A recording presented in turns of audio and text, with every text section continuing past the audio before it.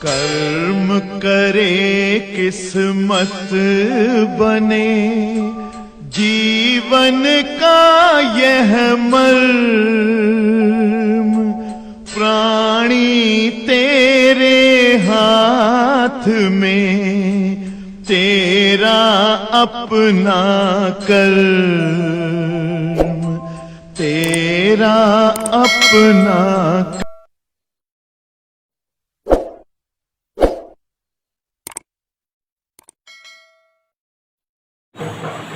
प्यारे बच्चों, आज हम लोग बहुत ही इंपॉर्टेंट टॉपिक का डिस्कस करेंगे। आज मैं आपके सामने इस चैप्टर की धुआंधार हेडिंग, जिसका जो है एग्जाम में बहुत ज़्यादा समावेश होता है, जो बोर्ड परीक्षा में अक्सर पूछी जाती है, उसका जो है परिवेश आपके सामने करने जा रहा हूँ, उसे समझाने जा रहा हूँ। प्रयास करिएगा कि इसको एक दो बार लिखकर घर पर प्रैक्टिस कर लीजिएगा, जिससे अच्छे से आ जाएगी और समझ में भी आ जाएगा। ठीक है, तो थोड़ा सा ध्यान दीजिएगा, क्लियर हो जाएगा आप सभी को। तो यहां पर देखो जरा, अनुगमन गति के आधार पर ओम के नियम की व्याख्या।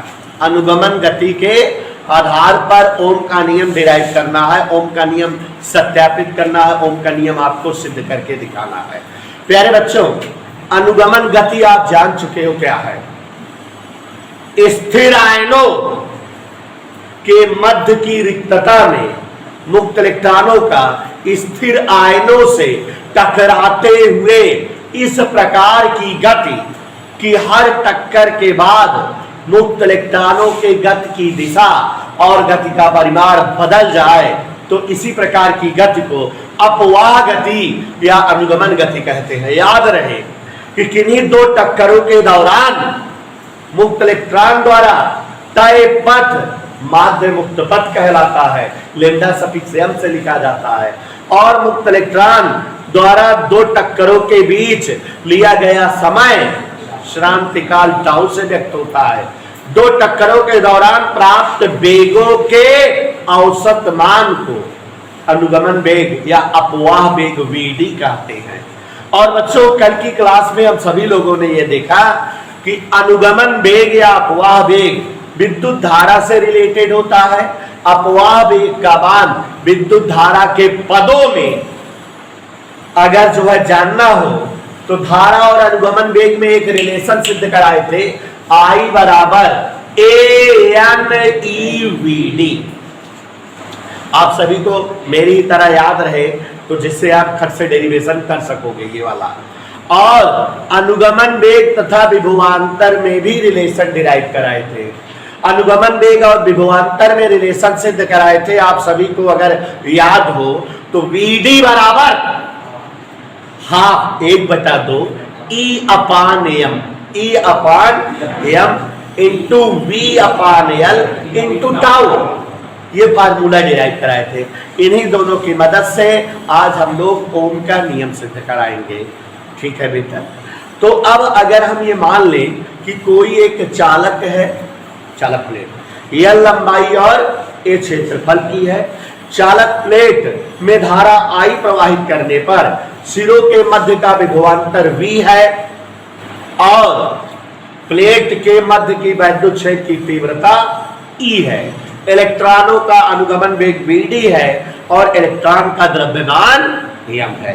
सब कुछ अगर मान लें आपके सामने, माना, ध्यान दीजिएगा, L लंबाई व A क्षेत्रफल वाली चालक प्लेट के प्रति एकांक आयतन में, ध्यान दीजिएगा सभी लोग, ये सारी चीजें हम मान ले रहे हैं जो सूत्र में अक्षर प्रयुक्त होते हैं। कोई एक चालक प्लेट है जिसकी लंबाई L है और जो है क्षेत्रफल A है और उसके प्रति एकांक आयतन में N मुक्त इलेक्ट्रॉन जो है N है। अनुगमन वेग VD से, अनुगमन वेग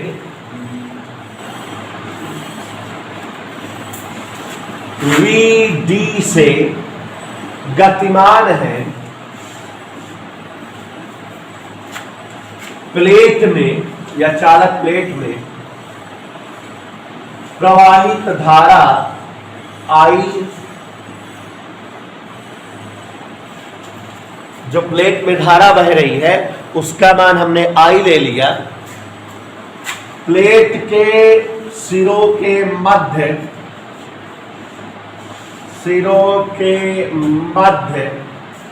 विभवांतर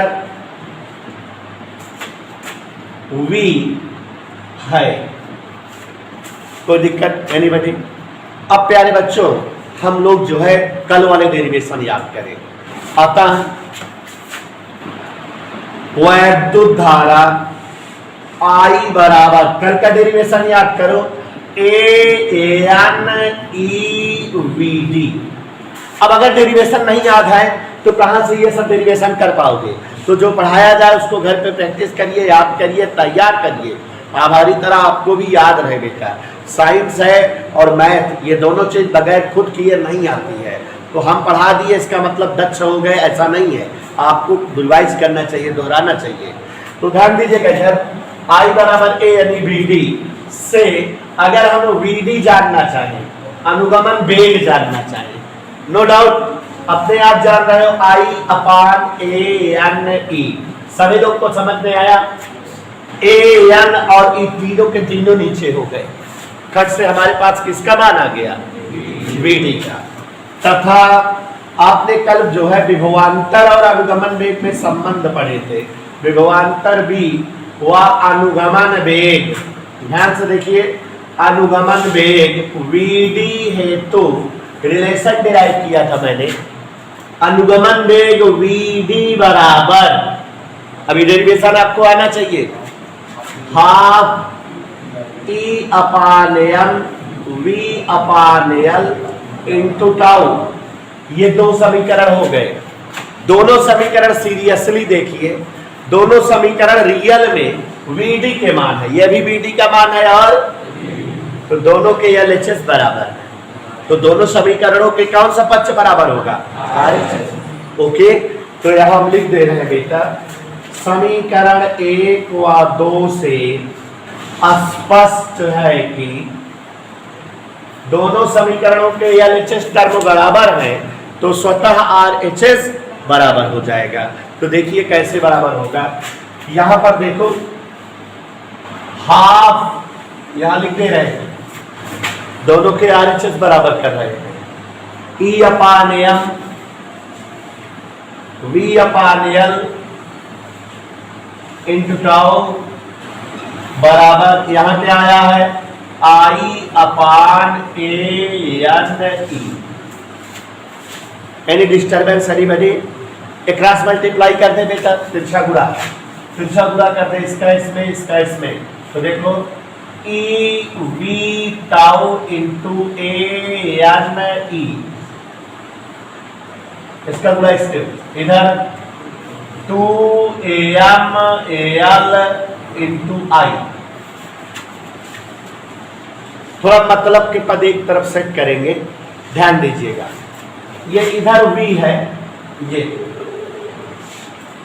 और उधर से I उठा लाए, V/I बराबर, हमारे दिमाग में हमको ओम का नियम लाना है।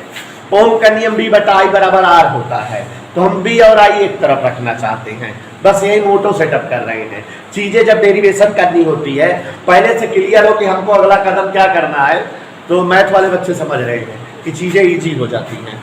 ऐसा देखो, तो ये V लिखा रहने दिए, I इधर उठा रहा है, यहाँ क्या बचा है बेटा? 2M इंटू L, यही बचा है। बाकी सब इधर ढकेल दे, तो ढकेलो AN E और E स्क्वायर इंटू टाउ। देखो E आ गया, E आ गया, टाउ आ गया, अभी A बचा है। इतना सेटअप हो गया। और प्यारे बच्चों ये पूरी चीज इधर देखो जरा, यहाँ 2M/NE स्क्वायर टाउ, इस पूरे चीज को देखो जरा गौर से सभी लोग। एन ये दो एक कांस्टेंट है जो निश्चित है। एम इलेक्ट्रॉन का द्रव्यमान है, जन्म भर से जानते हो कि इलेक्ट्रॉन का द्रव्यमान निश्चित होता है, बदलता नहीं, माने ऊपर वाला कांस्टेंट है। नीचे मुक्त इलेक्ट्रॉनों की संख्या है इकाई आयतन में। आपको पता है बेटा हर प्रकार के पदार्थ में कितना इलेक्ट्रॉन है, यह निर्धारित है। माने ये भी फिक्स हो गया, इलेक्ट्रॉनिक आवेश ये भी फिक्स हो गया, टाउ श्रांति काल भी फिक्स होता है क्योंकि इसका मान बहुत अल्प होता है, इसलिए इसे कांस्टेंट समझते हैं। तो ये पूरा का पूरा चीज क्या हो गया, और इसे पदार्थ का गुण कहते हैं। माने ये पूरे चीज को विशिष्ट प्रतिरोध नाम दिया जाता है। इस पूरे टर्म को क्या नाम दिया जाता है, तो ये पूरा का पूरा होल टॉपिक जो है नियतांक है, विशिष्ट प्रतिरोध है। ये हमने ऐसे इसको लिख दिया। कोई डाउट किसी को? अब ये फार्मूला हमारा आ गया B/I बराबर ρL अपान A। अब बच्चों एक कंडीशन लगाएं, यदि चालक की भौतिक अवस्था ना बदले। कंडीशन लगाएं कि यदि चालक की, आपको पता है कि तुरंत दो चीजें कांस्टेंट हो जाएंगी, चालक की लंबाई और चालक का, लेकिन ये चीज बोले तब, यदि चालक की भौतिक अवस्था ना बदले, फिक्स कर दिए हम, तो एल व ए का मान भी नियत होगा। Any doubt? समझ आ गया इतना? एल और ए का मान भी नियत होगा। अब और आगे देखिए जरा, सभी लोग ध्यान दीजिएगा। रो तो हमारा पहले से ही नियत था, रो पहले से ही नियत था, एल और ए भी नियत हो गए, तो रो इंटू एल अपान ए ये नियतांक हो गया। और इस नियतांक को अगर हम आर से लिखें, किससे लिखें? तो ये हमारा हो गया B/I बराबर, शिक्षा गुणा करते प्यारे बच्चों, V बराबर R इंटू I। और आगे देखो, बराबर और कांस्टेंट कब लगता है? जब समानुपाती का सिंबल। तो क्या साबित हो गया? साबित ये हो गया कि यदि किसी चालक की भौतिक अवस्था ना बदले, तो चालक के सिरों के मध्य का विभवांतर चालक में प्रवाहित धारा के समानुपाती होता है। और आप जानते हो यही जो है ओम का नियम होता है। तो ओम के नियम का सत्यापन अपवाह गति के आधार पर हो गया, और ये इस चैप्टर का छोटा सा किंतु प्यारा सा डेरिवेशन था। तो एक बार फिर से हो जाए तो ध्यान दीजिएगा जरा। अगर हम कल्पना करें अपने के पास एक कोई चलकवा प्लेट है, उसकी लंबाई कितना है, क्षेत्रफल कितना है, और उस चालक प्लेट के एकांक आयतन में कितने चाचा हैं, मुक्त इलेक्ट्रॉन चाचा n है, जिनके आवेश E और द्रव्यमान, और प्लेट को वैद्युत स्रोत से जोड़कर कितनी धारा प्रवाहित कर रहे हैं, I। सिरों के मध्य बीच विभवांतर क्या हो गया है, और वैद्युत क्षेत्र की तीव्रता क्या हो गई है। हमें पूर्व ज्ञात है कल के जो है सुबह की बेला से कि धारा I बराबर ANEVD होता है। तो जोर से चिल्लाओ, BD बराबर I अपान ANE। तो ये एक समीकरण हो गया, I अपान ANE। तो अब यह ध्यान दीजिएगा कि अगर जो है कल की बेला याद हो सुबह वाली, तो हमने मधुर मधुर बेला में समझा था विभवांतर भी और अनुगमन वेग में संबंध। VD बराबर, यही ध्यान दीजिए, हाफ E अपान M V अपान L इंटू टाउ। और इस हिसाब किताब से देयर आर दो समीकरण, समीकरण 1 एंड समीकरण 2, which are showing the value of अनुगमन वेग।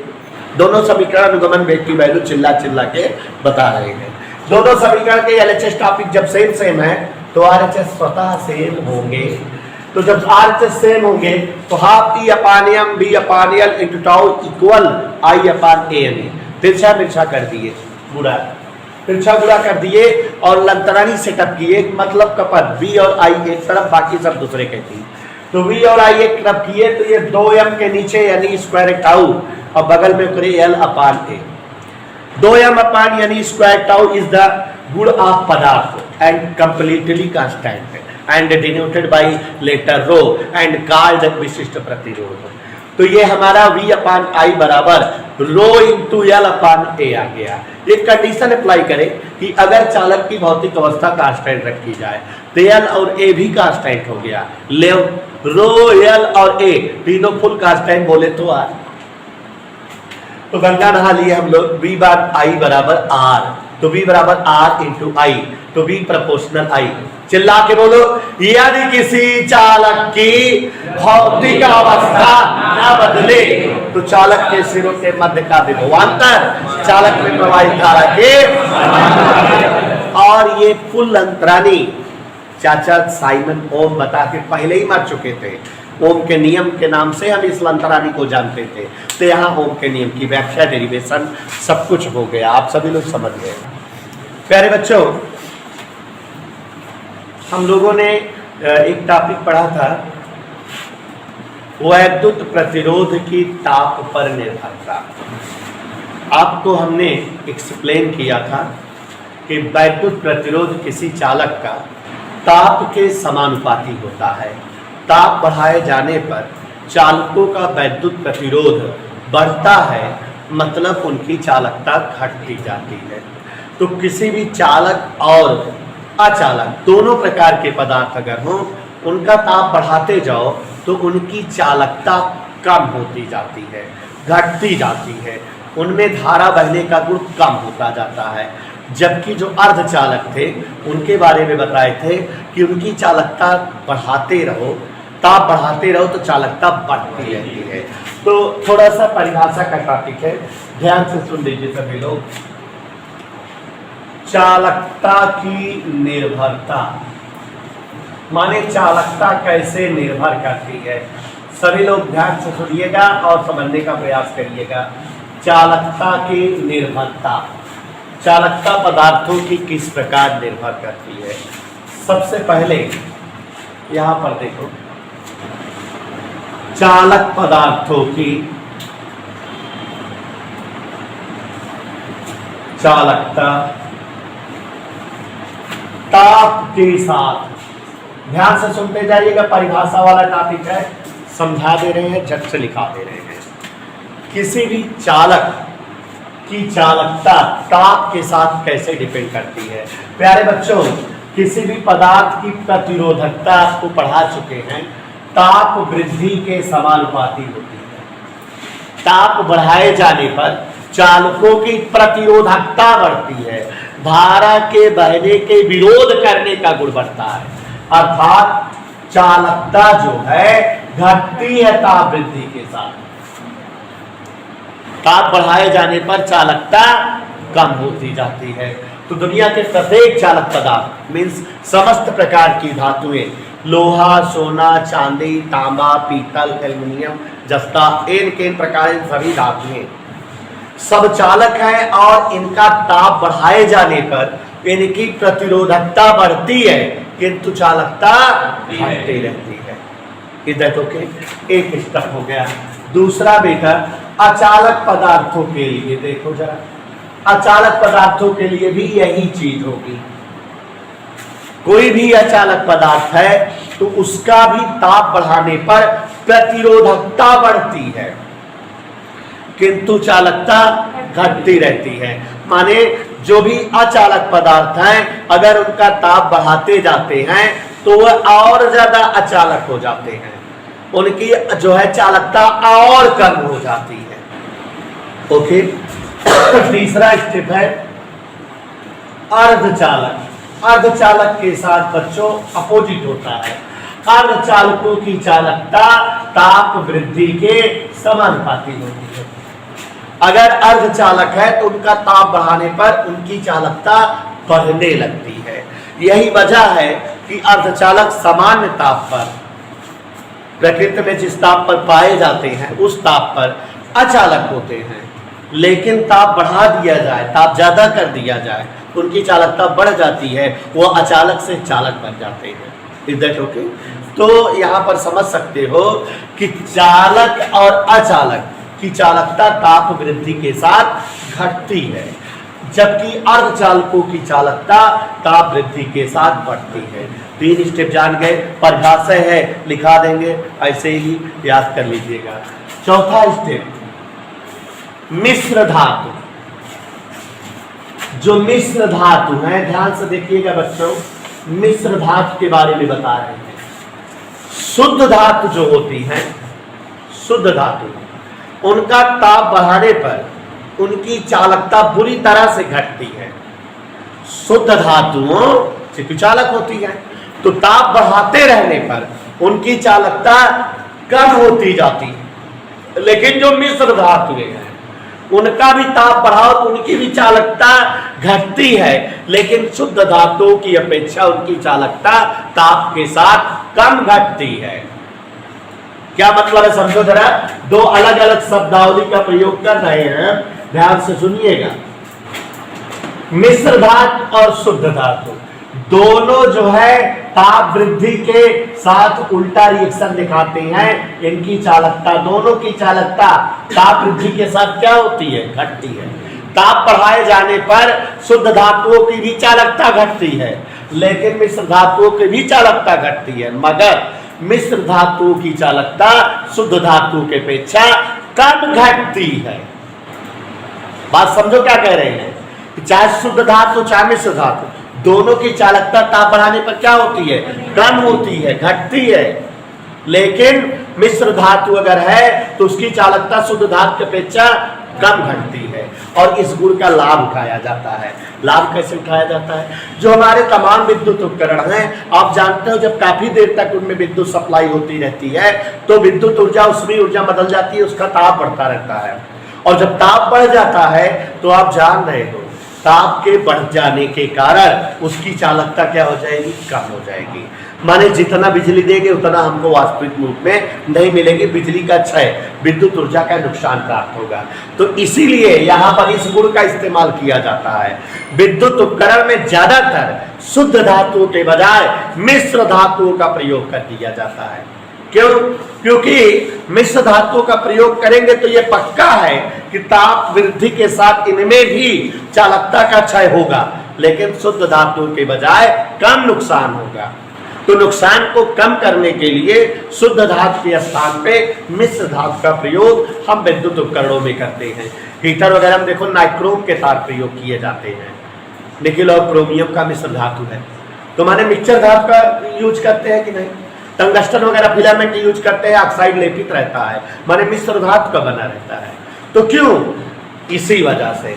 बात मेरी समझ में आ रही है? मिश्र धातुओं का ताप बढ़ाने पर चालकता घटती जरूर है, लेकिन शुद्ध धातु के अपेक्षा, इसलिए यह शुद्ध धातु के बदले विद्युत उपकरणों के रूप में इस्तेमाल होते हैं। ओके, उसके बाद बेटा वैद्युत अपघट्यों की चालकता।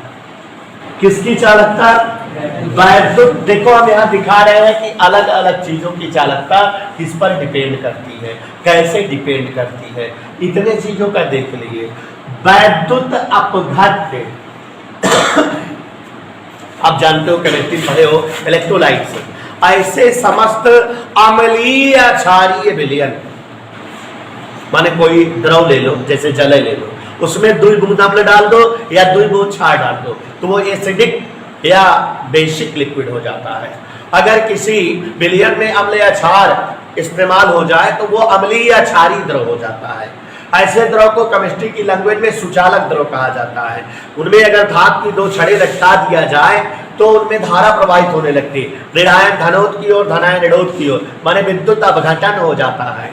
वो विलयन अपने धनायनों और ऋणायनों में टूट जाता है, धनायन ऋणोत की ओर और ऋणायन धनोत की ओर गति करने लगते हैं। ओके, तो जो वैद्युत अपघट्य होते हैं उनकी चालकता अपघट्य की सांद्रता पर निर्भर करती है। क्या बोल रहे हैं? वैद्युत अपघट्य की चालकता अपघट्य की सांद्रता पर निर्भर करती है। माने अपघट्य जितने गाढ़ा होगा, जितने कंसंट्रेट होगा, वहां जो है उतने धारा प्रवाह होने की संभावना अधिक होगी, चालकता का गुण वहां पर उतने ज्यादा होगा। बात क्लियर हुई कि किसी भी वैद्युत अपघट्य की चालकता अपघट्ट की सांद्रता पर डिपेंड करती है। तो बच्चों 4-5 टॉपिक थे जो चालकता से रिलेशन दिखा रहे थे, चालकता से इनका जो है सिस्टमेटिक वे में रिलेशन दिख रहा था, आपको चालकता के बारे में एक्सप्लेन कर रहे थे। एक बहुत महत्वपूर्ण टॉपिक एक्सप्लेन करने जा रहे हैं प्यारे बच्चों, कार्बन अर्धचालक, कार्बन सेमीकंडक्टर। थोड़ा सा इससे परिचित हो जाइए, बहुत मज़ेदार टॉपिक आपके सामने लाने जा रहे हैं। अब आज तो समय नहीं है, कल की क्लास में होगा, थोड़ा सा बता दें। कार्बन अर्धचालक, इसका जो मज़ेदार टॉपिक है वो कल होगा। कार्बन अर्धचालक प्यारे बच्चों, जो बड़ी बड़ी फैक्ट्रियाँ होती हैं, बहुत बड़ी बड़ी जो फैक्ट्रीज लगी होती हैं, तमाम आप जानते हो, लोहा सोना एल्युमिनियम के जो कारखाने हैं बड़े बड़े, या और भी जो तमाम चीज़ों को बनाने वाले पंजाब वगैरह में कारखाने हैं बहुत बड़े बड़े। कल्पना करिए कि जो बहुत बड़ी फैक्ट्रीज होती हैं या बड़े कारखाने होते हैं, वहाँ पर बहुत हाई स्टेमिना वाली मशीनें लगी रहती हैं, बहुत ज़्यादा पावरफुल मशीनों का इस्तेमाल बड़ी कारखानों या बड़ी फैक्ट्रियों में होता है। कि देखोगे, और जो बड़ी बड़ी मशीनें लगी होती हैं, वहाँ पर जो उपकरण लगे हैं, विद्युत उपकरण वगैरह, उनमें हाई प्रतिरोध होना चाहिए। भाई जब उपकरण ज़्यादा बड़ा है तो में प्रतिरोध का गुण भी ज़्यादा होना चाहिए। तो बड़ी फैक्ट्रियों में प्रयुक्त होने वाली बड़ी बड़ी मशीनों में जो विद्युत उपकरण इस्तेमाल होते हैं वह उच्च प्रतिरोधक के होने चाहिए। या ऐसे समझो कि बड़े कारखानों में प्रयुक्त होने वाली मशीनों में जो उपकरण होते हैं, विद्युत उपकरण, उनके प्रतिरोध बहुत ज्यादा होते हैं। उनके प्रतिरोध किलो ओम या मेगा ओम की कोटि में होते हैं। आप समझ रहे हो कि जो बहुत बड़ी कोई फैक्ट्री है, उसमें बहुत बड़ी मशीन लगी है, कोई बहुत बड़ी चीज बन रही है, तो उसमें जो भी उपकरण लगा है वो उपकरण बहुत बड़ा है, वीआईपी है और हाई स्टेमिना का है, तो उसका प्रतिरोध भी तो हाई होगा। मतलब उच्च फैक्ट्रियों में, बड़ी फैक्ट्रियों में जो भी जो है मशीनें हैं, उनके जो है उपकरण के प्रतिरोध बहुत अधिक मान वाले होने चाहिए या बहुत अधिक मान वाले होते हैं। किलो ओम या मेगा ओम के कोटि के प्रतिरोधक वहां पर लगे होते हैं। अब बेटा, अगर कहीं हमारे पास कोई ऐसा उपकरण है जिसका प्रतिरोध किलो ओम या मेगा ओम में है, तो आप समझिए दिक्कत क्या आएगी। प्रतिरोध प्रोपोर्शनल लंबाई, आपने पढ़ा है इसको। अगर जो है किसी उपकरण का प्रतिरोध किलो ओम या मेगा ओम में है, तो उस तार की लंबाई भी किलोमीटर या मेगा मीटर में होगी। माने अगर हमारे पास कोई जो है उपकरण है, तो उसका प्रतिरोध अगर किलो ओम में है, तो हमें 10-15 किलोमीटर लंबा तार लगे। और बेटा आप समझ सकते हो कि अगर इस तरह के जो फैक्ट्रियों में, बड़े बड़े कारखानों में जो बड़ी बड़ी मशीनें जो कि जो है किलो ओम या मेगा ओम के कोटि के प्रतिरोधक के लिए आवश्यक होती हैं, उनमें तो जो तार हम प्रयुक्त करेंगे फिर वो किलोमीटर या मेगा मीटर में लंबाई में रहेंगे। और जब तार इतने लंबे आप यूज करोगे तो दो दिक्कत, एक तो वो उपकरण बहुत महंगा हो जाएगा, और दूसरा वो उपकरण बहुत भारी भरकम हो जाएगा। 10 किलोमीटर लंबा तार है, लपेटे पड़े जब दोनों उपकरण में, तो वो उपकरण बहुत ज्यादा जगह घेरू हो जाएगा कि नहीं। तो बच्चों, जो बड़ी फैक्ट्रियां होती हैं उनमें जो है बड़े बड़े मशीनों में लगने वाले विद्युत उपकरण उच्च प्रतिरोधक वाले होते हैं, किलो ओम या मेगा ओम की कोटि वाले प्रतिरोधक होते हैं, और इस कारण उनकी जो है लंबाई बहुत ज्यादा किलोमीटर या मेगा मीटर वाली होनी चाहिए। और अगर जो है ऐसे प्रतिरोधक हम धातु का बनाएं, मिश्र धातु का बनाएं, तो हम समझ रहे हैं कि वो बहुत लंबे प्रयुक्त करने होंगे, और लंबे होने के कारण खर्चीले और क्या हो जाएंगे, लंबे जगह घेरू, ज्यादा जगह लगे उनका। इतनी बड़ी मशीन के बजाय फिर जो 4 कमरा के चौड़ाई के बराबर मशीनें रहे, अगर में किलोमीटर लंबा तार लपेटे पड़े तो ज्यादा आकार में हो जाए, उसे ह्यूज आकार हो जाए। तो बच्चों, इन चीजों से बचाव के लिए, माने प्रतिरोध भी हमें उच्च मिल सके और लंबाई उसकी ज्यादा न रहे, वो छोटे में आ जाए, सस्ता रहे और कम खर्चीला भी रहे, लोगों ने प्रयुक्त किया। धातु के तार या मिश्र धातु के तार के बजाय यहां पर कार्बन अर्धचालक के रूप में यूज किया गया। उच्च प्रतिरोधक हेतु हम धातु और अधातु और मिश्र धातु के तार के स्थान पर कार्बन अर्धचालक का प्रयोग करते हैं। कार्बन एक ऐसा एलिमेंट होता है जो आसानी से प्राप्त हो जाता है, चौथे समूह का तत्व है और ये अर्धचालक है। ताप बढ़ने पर इसमें चालकता बढ़ती है, ये खासियत भी है। सस्ता भी होता है और इसकी प्रतिरोधकता किलो ओम और मेगा ओम में मिल भी जाती है। तो इसी वजह से बच्चों माने हम जो है उपकरण को भारी भरकम बनने से बचाने के लिए और सस्ता बनाने के लिए धातु के तार के बजाय उच्च प्रतिरोधक के स्थान पर हम जो है कार्बन को अर्धचालक के रूप में प्रयोग करते हैं। कार्बन एक ऐसा अर्धचालक है जो इजीली उपलब्ध है, आसानी से प्राप्त हो जाता है और जिसका प्रतिरोध बहुत ज्यादा किलो ओम और मेगा ओम की कोटि में हो भी जाता है और जो बहुत छोटा भी होता है, ज्यादा जगह नहीं जो है उपकरण में प्रयुक्त होती, सस्ता भी होता है और इसका जो है विशिष्ट प्रतिरोध बहुत कम होता है। माने इसमें जो है अशुद्धि की मात्रा भी प्रतिरोध में कमी भी कम प्राप्त होती है। तो हम लोग बच्चों कार्बन अर्धचालक का प्रयोग करते हैं। कहाँ प्रयोग करते हैं? बड़े बड़े उपकरणों में जहां पर जो है मेगा ओम और किलो ओम के प्रतिरोधों की जरूरत होती है, वहां पर जो है हम इन्हीं तारों का प्रयोग करते हैं, कार्बन अर्धचालक का प्रयोग करते हैं। और बच्चों कल की क्लास में मैं पढ़ाऊंगा आपको वर्ण कोड, कि आपको जो है कभी कभार कोई उपकरण ऐसा दिखता होगा, जैसे छोटा तार हो कोनो मशीन में कि जिसपे रंगीन रंगीन 2-3 कलर की लाइन बनी रहती है। कोई तार ऐसा मिलता है, कभी कभार देखो बिजली का कोई उपकरण कभी खोले हो तो छोटा सा ऐठा ऐठा उपकरण होता है, लेकिन उसमें कई कलर की लाइन, लाल नीली हरी 3 रंग के, या कभी कभार लाल पीली नीली, तो वो कोड है, वो कलर नहीं है, वो कोड है। वो कलर से पता लगता है कि उसका प्रतिरोध कितना है। तो कल हम लोग यही सीखेंगे कि कैसे हम डिकोड करेंगे कि हमको कोई अगर कोई जो है प्रतिरोध मिल जाए और उस पर अलग अलग कलर की लाइन बनी रहे, तो हम कैसे जानेंगे कि उसका प्रतिरोध कितना है। तो हम लोग कल पढ़ेंगे कार्बन